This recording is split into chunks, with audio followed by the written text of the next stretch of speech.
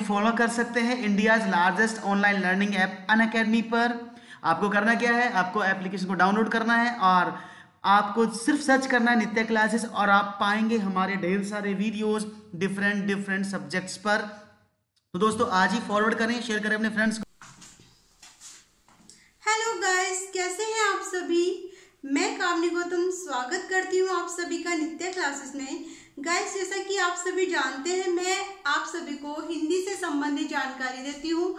जो भी हिंदी से रिलेटेड एग्जाम है उनके बारे में मैं आप सभी को बारीकी से अध्ययन कराऊंगी। आप घर बैठकर हिंदी की संपूर्ण जानकारी प्रदान कर सकते हैं और आप अच्छे अंकों से पास भी हो जाएंगे।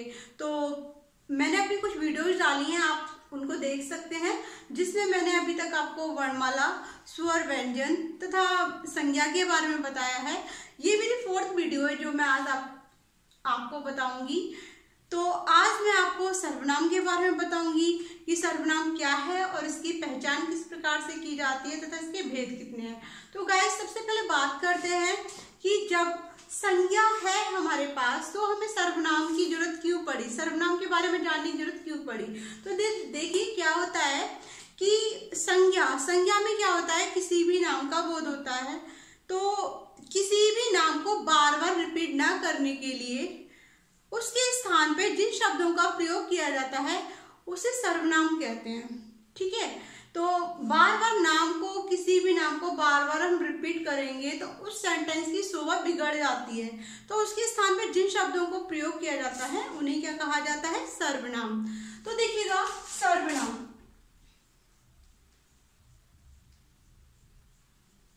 बात करें सर्वनाम की तो सर्वनाम का पूछा जाता है शाब्दिक अर्थ कि सर्वनाम का शाब्दिक अर्थ क्या है। तो देखिएगा, सर्वनाम का जो शाब्दिक अर्थ है ये 2 शब्दों के मेल से बना है, सर्व जमा नाम। सर्व का अर्थ क्या है, सबका, और नाम। यहां किसी एक पर्सन का नाम ना होकर सबका नाम हो, किसी एक व्यक्ति का नाम ना होकर सबका नाम हो तो उसे कहते हैं सर्वनाम। तो देखिएगा, जैसे कि रमेश अपने घर देर से पहुंचा क्योंकि उसकी ट्रेन लेट थी। अब यहाँ पर जो सर्वनाम होगा वो कौन सा होगा, उसकी। ठीक है, क्योंकि रमेश घर देर से पहुंचा तो रमेश तो संज्ञा है, घर देर से पहुंचा क्योंकि उसकी ट्रेन लेट थी। तो यहाँ पे जो उसकी है वो क्या होगा, सर्वनाम होगा। तो देखिएगा, अब बात करते हैं हम सर्वनाम के भेद की। सर्वनाम के भेद, देखिए सर्वनाम जो शब्द होते हैं वो मैं, तुम, आप, वह, यह, वो, ये इत्यादि हैं। और सर्वनाम के भेद की बात करें तो सर्वनाम के जो भेद है मुख्य रूप से होते हैं 6। कौन कौन से होते हैं देख लेते हैं।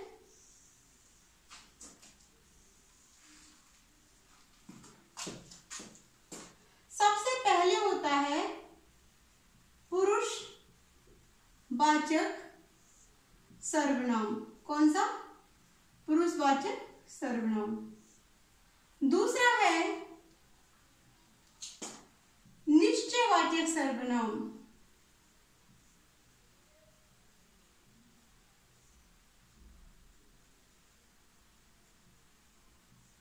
तीसरा है अनिश्चयवाचक सर्वनाम।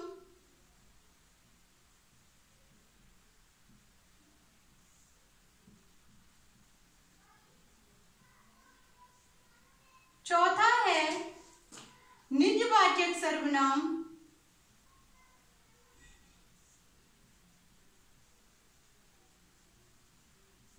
पांचवा है संबंधवाचक सर्वनाम।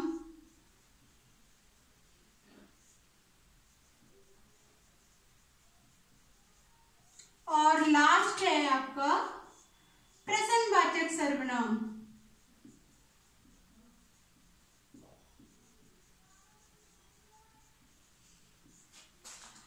तो पहला कौन सा है, पुरुषवाचक सर्वनाम, निश्चयवाचक सर्वनाम, अनिश्चयवाचक सर्वनाम, निजवाचक सर्वनाम, संबंधवाचक और लास्ट है प्रश्नवाचक सर्वनाम। तो देखिएगा, इन सब के बारे में जानने से पहले मैं आपको बता देती हूँ कि पुरुषवाचक सर्वनाम किससे कहते हैं। तो देखिए, सबसे पहले बात कर रहे हैं पुरुषवाचक सर्वनाम के बारे में। तो पुरुषवाचक सर्वनाम में जो मुख्य होते हैं वो होते हैं नंबर 1 वक्ता, नंबर 2 श्रोता, नंबर 3 अन्य। वक्ता कौन होता है? बोलने वाला। श्रोता किसे कहते हैं? जो सुनता है। अन्य, ना यहाँ पर वक्ता यानी कि बोलने वाला हो और ना वहां पर सुनने वाला हो, किसी अन्य के बारे में बात करें तो उसे कहते हैं अन्य। तो देखिएगा पुरुषवाचक सर्वनाम को 3 पार्ट्स में बांटा गया है। नंबर 1 उत्तम पुरुषवाचक सर्वनाम।